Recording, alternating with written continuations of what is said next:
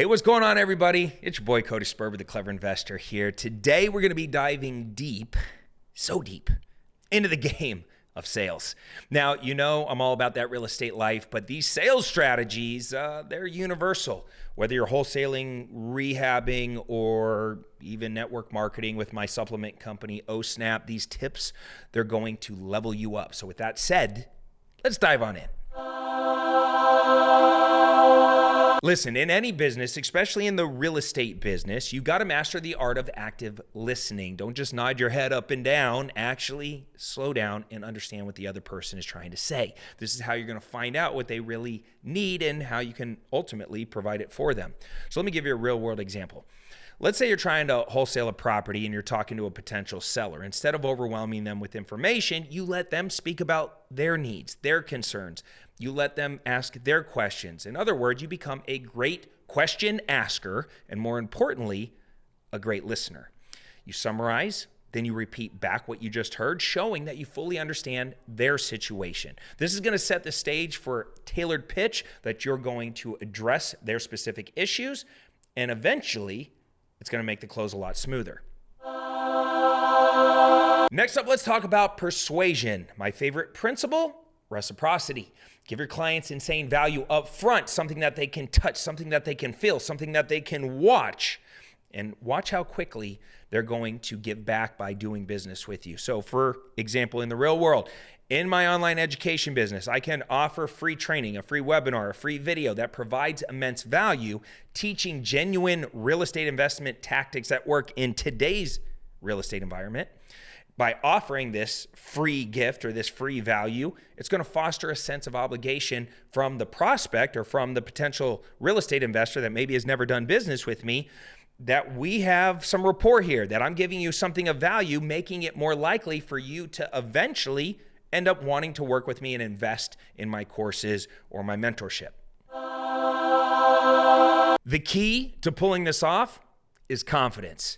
Use the assumptive close, especially if you're talking to a homeowner. Don't just say something like, would you like to do this deal with me? Or what do you think about doing this deal? Just assume the close. Say something like, so when we close next Friday, ... or when we close here in a couple weeks, what would you like to see happen next? Just assume the sale and watch what happens. So I do this all the time. In the real world, it works like this. Let's say you're meeting with a client and they're interested in investing in one of my spec houses that I'm building, one of my luxury spec houses. Instead of asking, so are you interested in moving forward? I would say something like, why don't we go ahead and schedule a follow-up meeting for early next week so we can finalize the paperwork? Sound good? By assuming the sale, you're actually going to encourage a mindset that this deal is practically done. Have you ever heard of AIDA? It stands for attention, interest, desire, and action. So first, you got to grab the prospect's attention. Be it a catchy Instagram post or a solid handshake where you just kind of throw it out there, kind of like one of them Donald Trump handshakes where you just pull the sucker right in and give them one of them good, firm handshakes. Then you're going to pique their interest, make them desire what you have. And then you're going to tell them exactly what to do next, how to take action. It's simple, yet deadly effective. In the real world, it's actually going to work like this. So let's say in my supplement company, OSnap. What I'm first going to do is I'm going to grab their attention with an eye-catching ad featuring maybe a well-known influencer that we paid to do like a shout-out or something like that. But it's going to be a real colorful, popping ad. Okay? Then I'm going to build their interest by discussing all the unique blend of ingredients that are in our products, and we're going to arouse their desire through customer testimonials. And then finally, we're going to prompt action with a limited time discount code for trying one of our products. AIDA, it's always a great formula for getting results. Guys, listen, I've built my businesses on trust. I use testimonials, before and after pics, even quick video shout outs from satisfied clients. Social proof is your best friend in the sales game. Now, I would apply this advice by doing the following. So let's say on my Clever Investor Instagram page, I could showcase a series of before and after photos of the different projects that I'm doing, or even better, feature video testimonials from people that have succeeded through my mentorship programs. This user-generated content adds a layer of trust and social proof to my brand. I could use it in all my webinars and my video sales letters and all that stuff, allowing my brand to feel more credible, and it also is going to get me a lot of business at the same time. Listen, anytime after you drop the offer, your number one thing you need to do at that moment is to zip it. Let them process. Give them some time to think. Sometimes the first person to speak loses, so don't be afraid of a little bit of awkward silence. So here's how this would work in the real world.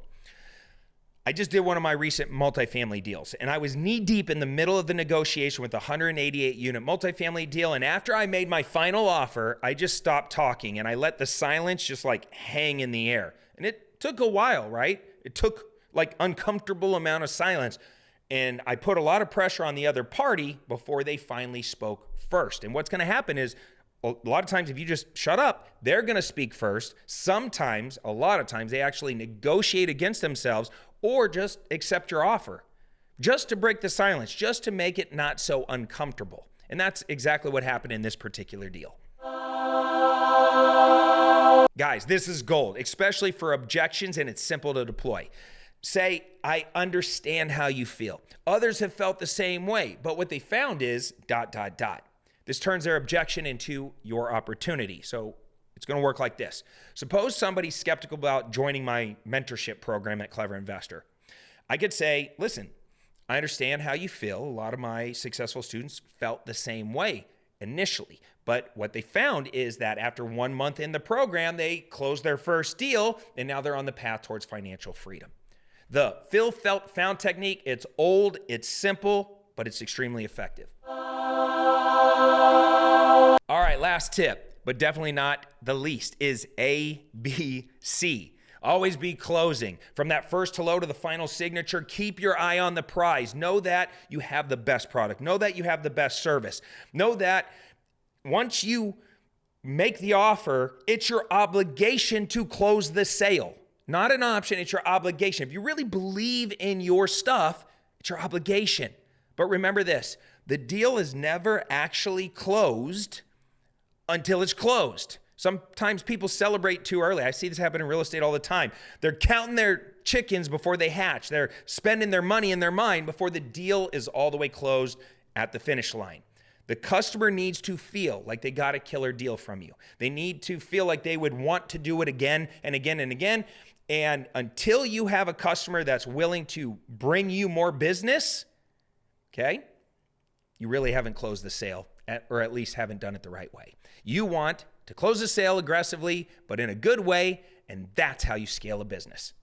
All right, that's a wrap, guys. Hopefully you're as pumped as I am right now. Don't forget to smash the like button, drop a comment if you haven't already, subscribe to my channel for more killer content. You want to be a master closer? Then start acting like one. Let's get after it. This is Cody Sperber, the Clever Investor, signing off for now. Take care. Comb your hairs. And remember, be smart, be daring, but most of all, damn it, be clever. Peace.